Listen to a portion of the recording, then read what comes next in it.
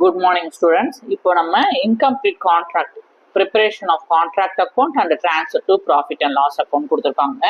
நம்ம illustration sum number 7ல பார்த்தோம் இல்லைங்களா, அதுல ஒரு மாடல் இப்போ எக்ஸசைஸ்ல சொல்லித்தரேன் உங்களுக்கு.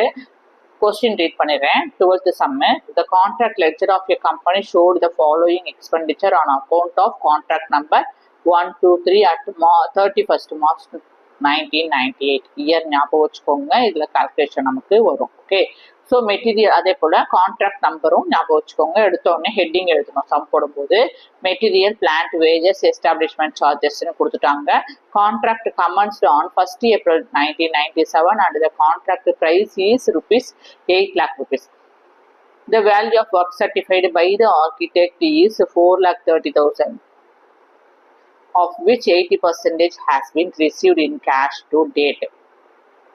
ஸோ இதுல ஒரு டிஃப்ரெண்ட் இருக்கு, உங்களுக்கு சொல்றேன் இருங்க. ஓகேங்களா, the value of material on hand எவ்வளவு? ₹9,000 and the work uncertified ₹8,000. assuming depreciation on plant 10% per annum. depreciation on plant எவ்வளவு கண்டுபிடிக்கணும்? 10% ஒரு வருஷத்துக்கு. annumனு சொன்னா என்னது? 1 yearக்கு நம்ம கண்டுபிடிக்கணும். Okay, prepare the contract account showing the profit the firm would be justified in taking to the credit of a profit and loss account of the year. So என்ன சொல்லியிருக்காங்க, அவங்க என்னென்ன ப்ரிப்பேர் பண்ண சொல்லியிருக்காங்க? கான்ட்ராக்ட் அக்கௌண்ட் ப்ரிப்பேர் பண்ணுங்க. அதில் உங்களுக்கு profit show ஆகும். அது என்ன செய்யணும், நீங்கள் அந்த ப்ராஃபிட்டை கிரெடிட் பண்ணணும், ப்ரீஎன்டல் அக்கௌண்ட்டுக்கு ட்ரான்ஸ்ஃபர் பண்ணி கொடுங்க அந்த இயர்ல அப்படின்னு சொல்லி கொடுத்துருக்காங்க. இப்போ நம்ம என்ன செய்ய போறோம்? கான்ட்ராக்ட் அக்கௌண்ட் ப்ரிப்பேர் பண்ண போறோம். கான்ட்ராக்ட் அக்கௌண்ட் ப்ரிப்பேர் பண்ணும்போது நம்பர் என்னது? கான்ட்ராக்ட் அக்கௌண்ட் நம்பர் 1, 2, 3 டி ஃபார்மேட்ல எழுதியாச்சு. ஓகேங்களா, டி ஃபார்மேட்னா என்னன்னு சொல்லியிருக்கேன் உங்களுக்கு.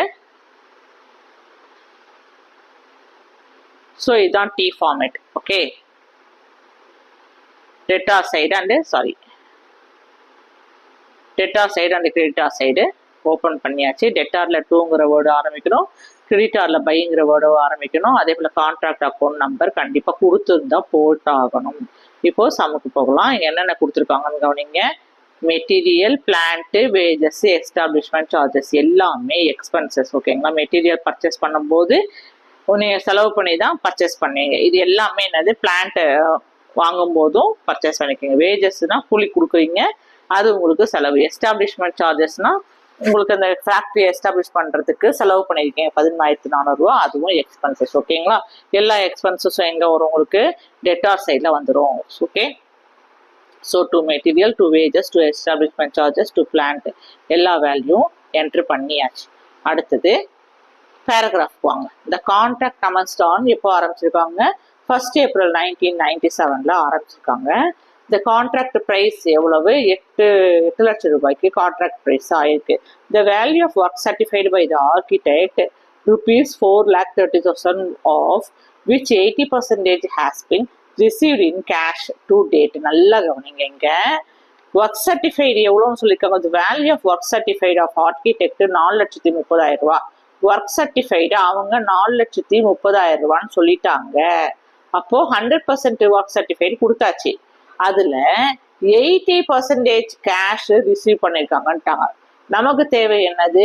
Work certified. சாரி, நமக்கு தேவை என்ன கண்ணு? நமக்கு தேவை ஒர்க் சர்டிஃபைடு. அந்த ஒர்க் சர்டிஃபைடு இங்க கொடுத்தாச்சு 4,30,000. ஓகேங்களா, the value of material on hand எவ்வளவு? ₹9,000. இப்போ இதுக்கு கணக்கு போடுவோம். அண்ட் ஒர்க் ஆஃப் அன்சர்டிஃபைடு எவ்வளவு?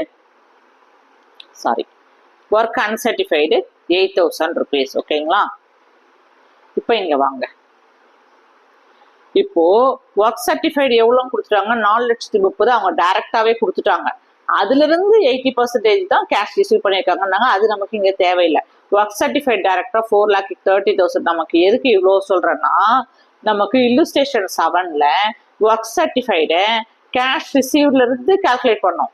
ஓகேங்களா, இங்க அவங்களே ஒர்க் சர்டிஃபைட் 4,30,000 டைரக்டா கொடுத்துருவாங்க. நீங்க கன்ஃபியூஸ் ஆயிக்காதீங்க. அவங்க வேணும்னே ட்விஸ்ட் பண்ற மாதிரி 80% ஆஃப் கேஷ் ரிசீவ்டுன்னு கொடுத்துருப்பாங்க. அப்போ 4,30,000 தான் கேஷ் ரிசீவ்டு போல இருக்கு. இப்போ நம்ம என்ன செய்யணும்? மொத்தமா ஒர்க் சர்டிஃபைட் நம்ம கால்குலேட் பண்ணணும்ன்றது பண்ணக்கூடாது. இல்லுஸ்ட்ரேஷன்ல கொடுத்த ஒர்க் சர்டிஃபைடு வேற, எக்ஸசைஸ்ல கொடுத்துருக்க ஒர்க் சர்டிஃபைடு வேற, இதுதான் இங்கேக்கும் அதுக்கு அந்த இல்லுஸ்ட்ரேஷனுக்கும் உள்ள டிஃபரன்ஸ். ஒர்க் அன்சர்டிஃபைடு 8000 rupees அவங்களே கொடுத்துட்டாங்க. மெட்டீரியல் அட் சைட், அதாவது மெட்டீரியல் ஆன் ஹேண்ட்னாலும் closing stock, material at site தான் மிச்ச மெட்டீரியல், ரிமைனிங் மெட்டீரியல் அங்கே இருந்திருக்கு, அதையும் என்ன பண்ணணும், இங்கே கிரெடிட் சைடில் கொண்டு வந்துடணும். 21,600 material at site, material on ஹேண்ட்னா க்ளோசிங் பிளான்ட்டு சொல்லியிருக்கேன், 9,000 என்ட்ரி பண்ணியாச்சு. இப்போ நம்ம கான்ட்ராக்ட் அக்கௌண்ட்டுக்கு ரிலேட்டட் இன்ஃபர்மேஷன் என்னென்னலாம் கொஸ்டின் இருந்ததோ அது எல்லாமே இங்கே கொண்டு வந்தாச்சு.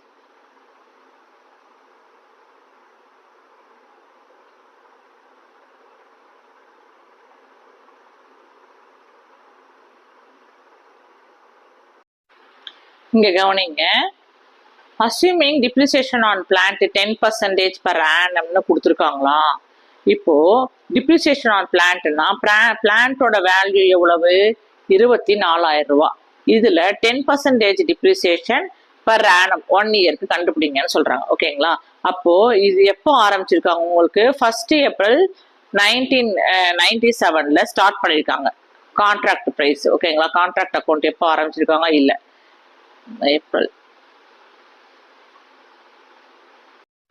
கவனிங்க, எப்போ ஆரம்பிச்சிருக்காங்க கான்ட்ராக்ட் அக்கௌண்ட் எக்ஸ்பெண்டிச்சர், அதாவது 31 March 1998க்கு அட் எண்ட் ஆஃப் த இயர்ல கணக்கு கொடுங்கன்னு இருக்காங்க. அப்போ எப்போ ஸ்டார்ட் பண்ணியிருக்காங்க, the contract commenced on 1 April 1997, April 1 1997 ஆரம்பிச்சு 31 March 1998க்கு கணக்கு கொடுங்கன்னு இருக்காங்க. அப்போ 1 year.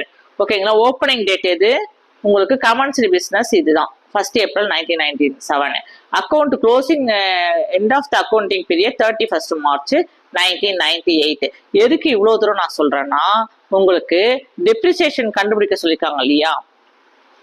பிளான்ட் 10% டிப்ரிசியேஷன் பர் ஆனம்க்குன்னு எடுக்கும்போது நமக்கு இந்த அக்கௌண்டிங் பீரியட் எப்போ ஆரம்பிச்சு எப்போ முடிக்கிறாங்கன்ற கால்குலேஷன் நமக்கு தேவை. அதுக்காக தான் நான் அந்த கவனிங்க, இப்போ நம்ம டிப்ரிசியேஷன் ஆன் பிளான்ட்டுக்கு எவ்வளோ பீரியட் நம்ம பார்க்க போறோம். எப்போ ஆரம்பிச்சாங்க, பீரியட் ஆஃப் த டிப்ரிசியேஷன் எப்போ ஸ்டார்ட் பண்ணாங்க, commenced business 1 April 1997. End of the accounting period எவ்வளவு, 31/3/1998. அப்போ ஆக மொத்தம் எவ்வளவு, 12 months ரவுண்டா எடுத்துட்டாங்க. அப்போ நீங்க 11 month 10 month 8 monthனா தான் 11/12 10/12ன்னு போடுறோம். இங்க கரெக்டா எக்ஸாக்டா 12 months வந்ததுனால நமக்கு அக்கௌண்டிங் பீரியட்ல எந்த விதமான இஷ்யூஸும் கிடையாது. ஒன்லி 10% ஆஃப் த டிப்ரிசியேஷன் கண்டுபிடிச்சா மட்டும் போதும். இப்போ கான்ட்ராக்ட் பிளான்ட்டோட வேல்யூ எவ்வளவு, 24,000 ரூபா. 24,000 ரூபாய்க்கு 10% என்ன பண்ணணும், டிப்ரிசியேஷன் வேல்யூ கண்டுபிடிக்கணும். அப்போ கவனிங்க, 24,000 into 10% எவ்வளவு வருது உங்களுக்கு, 2,400 rupees இருக்கு. இப்போ value of the plant at site நம்ம கொடுக்கணும். ஓகேங்களா, அப்போ 24,000 பிளான்ட்டுங்களா, டிப்ரிசியேஷன் வேல்யூ 2,400 ரூபா சப்ட்ராக்ட் பண்ணோம்னா மிச்சம் எவ்வளோ இருக்கு, 21,600 ரூபாய் இருக்கு. இதுதான் என்னது, பிளான்ட் அட் சைட். இப்போ எதுக்கு இவ்வளோ சொல்றோம்னா, இங்க கவனிங்க. ஸோ கவனிச்சிங்கனாக்க பிளான்ட்டோட வேல்யூ நம்ம என்ன செஞ்சிட்டோம், பிளான்ட் பர்ச்சேசஸ் 24,000 நம்ம டெட்டா சைட்ல எழுதிட்டோம். மெட்டீரியல் அட் சைட் எவ்வளவு, 21,600. நம்ம டிப்ரிசியேட் பண்ணோம் இல்லையா, 24,000 பிளான்ட்ல 2,400 10% டிப்ரிசியேஷன் பண்ணோம்னா நமக்கு 21,600 வந்துடுச்சு. இதை நம்ம கிரெடிட் சைட்ல என்ட்ரி பண்ணிட்டோம். ஸோ டிப்ரிசியேஷன் வேல்யூவும் சப்ட்ராக்ட் பண்ணி நம்ம என்ன செஞ்சிட்டோம், கிரெடிட் சைட்ல என்ட்ரி போட்டாச்சு. ஸோ கொஸ்டின்ல இருந்து நம்ம என்ன பண்ணிருக்கோம், மெட்டீரியல் ஆன் ஹேண்ட் 9,000 rupees என்ன பண்ணிருக்கோம், மெட்டீரியல் ஆன் ஹேண்ட் தான் என்னது, க்ளோசிங் ஸ்டாக்னு சொல்லியிருக்கேன். ஓகேங்களா, மெட்டீரியல் அட் சைட்டுங்கிறது டிப்ரிசியேஷன் வேல்யூ.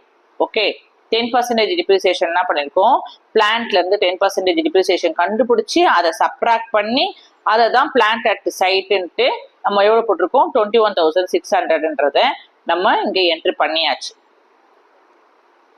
ஓகேங்களா, இப்போ கான்ட்ராக்ட் அக்கௌண்ட்டுக்கு தேவையான எல்லா இன்ஃபர்மேஷனையுமே நம்ம சம்முல இருந்து எல்லாத்தையுமே என்ன பண்ணிட்டோம், இங்க இந்த சம்முல கொடுத்த எல்லா ஐட்டம்ஸையும் டிரான்சாக்ஷன்ஸையும் நம்ம கான்ட்ராக்ட் அக்கௌண்ட்ல கொண்டு வந்தாச்சு. இப்போ என்ன செய்யறோம், எந்த சைடு டோட்டல் இருக்குன்னு பாக்குறோம், அதிகமா இருக்குன்னு பாக்குறோம். கிரெடிட் சைட்ல தான் நமக்கு டோட்டல் அதிகமா இருக்கு. எவ்வளவு இருக்கு, 4,68,600 ரூபாய் இருக்கு. ஓகேங்களா, அந்த சேம் டோட்டல டெட்டார்லயும் டோட்டலா என்ட்ரி பண்ணியாச்சு. இப்போ என்ன பண்றோம், நம்ம டெட்டார் சைடு வேல்யூ எல்லாமே ஆட் பண்ணுறோம். எல்லா எக்ஸ்பென்சஸ் அண்டு எல்லாத்தையும் ஆட் பண்ணி வர டோட்டலை கிரெடிட் சைட் டோட்டலோட சப்ராக்ட் பண்ணோம்னா நமக்கு எவ்வளோ டிஃப்ரென்ஸ் வருது? 37,200 ரூபா டிஃப்ரென்ஸ் வருது. இந்த 37,200ங்கிறது ப்ராஃபிட். என்ன ப்ராஃபிட்? Notional profit. அப்போ என்ன எழுதணும்? 37,200 ரூபாய்க்கு நேராக டு நோஷனல் ப்ராஃபிட் கேரி டவுன்னு எழுதணும். ஏன்னா accounting end of the accounting பீரியட்ல நம்ம இந்த contract account 31st December 31st December என்னது உங்களுக்கு எண்ட் ஆஃப் த இயர் என்னது 31st March 1998 at the end of the yearல கான்ட்ராக்ட் அக்கௌண்ட்ல நமக்கு என்ன கிடைச்சிருக்கு? நோஷனல் ப்ராஃபிட் கிடைச்சிருக்கு. இதை நம்ம என்ன செய்ய போறோம்? நெக்ஸ்ட் அக்கௌண்டிங் பீரியடுக்கு ஓப்பனிங் பேலன்ஸா வைப்போம். அதனால இங்க to notional profit carry down போடணும். கேரி டவுன்னா க்ளோசிங் பேலன்ஸ்னு அர்த்தம். ஓகேங்களா? கான்ட்ராக்ட் அக்கௌண்ட் கம்ப்ளீட் பண்ணிட்டோம். இப்போ என்ன பண்ண போறோம்? இந்த நோஷனல் ப்ராஃபிட் 37,200 கிடைச்சது இல்லையா? இதுல எவ்வளவு ப்ராஃபிட் அண்ட் லாஸ் அக்கௌண்ட்டுக்கு டிரான்ஸ்ஃபர் பண்றது?